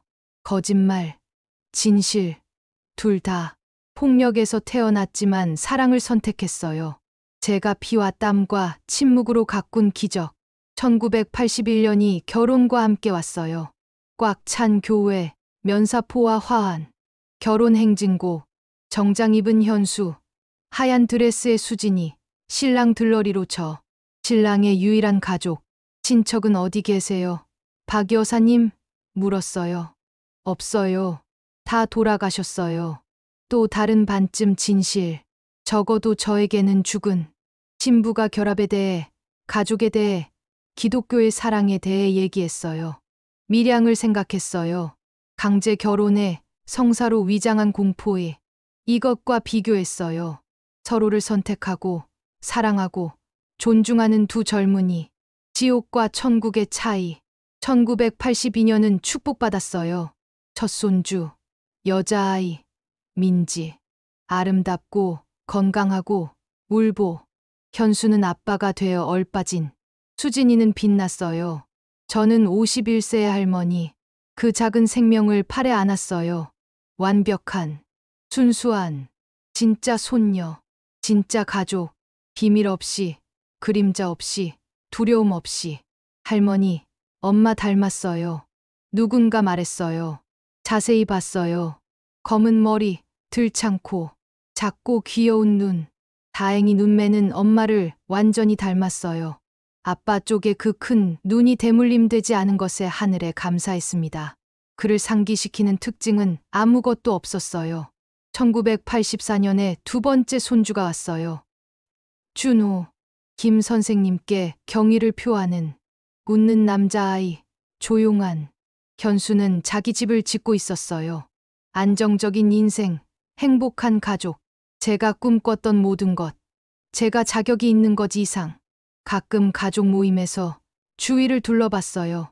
꽉 찬 식탁, 사람들이 웃고, 아이들이 놀고, 정상적이고, 일상적이고, 축복받은 인생. 아무도 상상하지 못했어요. 아무도 절대 상상하지 못할 거예요. 그리고 그렇게 되어야 했어요. 1985년, 현수가 큰 도약을 했어요. 자기 회사를 시작했어요. 작지만 유망한. 정부 계약, 중요한 공사, 시장에서 존경받는 이름. 엄마, 일 그만하세요. 이제 제가 돌봐드릴게요. 처음에는 저항했어요. 독립은 제 안전이었어요. 하지만 현수가 고집했어요. 수진이가 지지했고요. 결국 저도 쉴 자격이 있었어요. 청소 인생에서 은퇴했어요. 전업 할머니 인생으로 손주들 학교에 데려다주고 당근 케이크 만들고 자기 전 이야기 들려주고 물론 꾸며낸 이야기, 요정들, 왕자들, 행복한 결말들.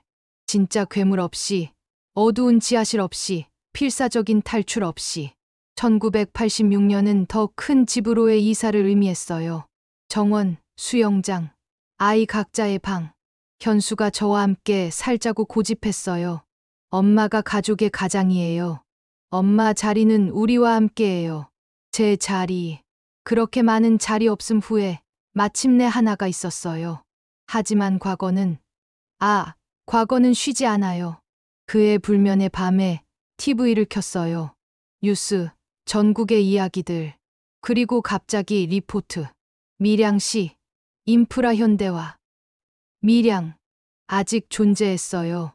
항공 이미지, 인터뷰, 진보. 익숙한 얼굴을 찾았어요. 하나도 찾지 못했어요. 20년은 많은 것을 바꾸니까. 그가 아직 거기 살고 있을까? 결혼했을까? 아이들이 있을까? 저에게 한 것을 다른 사람들에게도 했을까? TV를 껐어요. 어떤 문은 열어서는 안 돼요. 여기 우리가 있습니다. 저는 73세. 세월은 살아남기보다 사는데 바쁠 때 날아가요. 현수도 이제 할아버지예요. 회색 머리지만 같은 다정한 미소. 민지는 의사예요.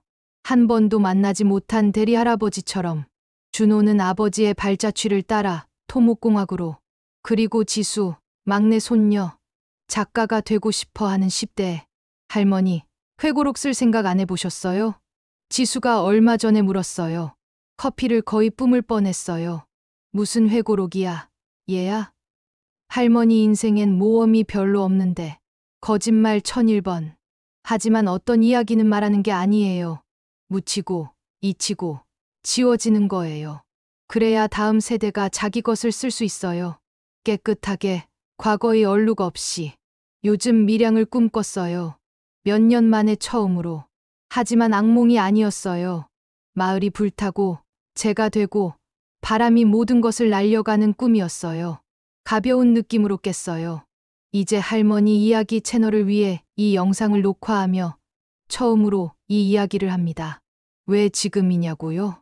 어쩌면 시간이 부족해서, 어쩌면 다른 여자들이 들어야 하니까, 어쩌면 비밀을 지키는 게 지쳐서, 제가 이 무게를 혼자 짊어지기엔 나이가 너무 많아서, 여기까지 오셨다면 들어주셔서 감사해요. 무거웠다는 거 알아요.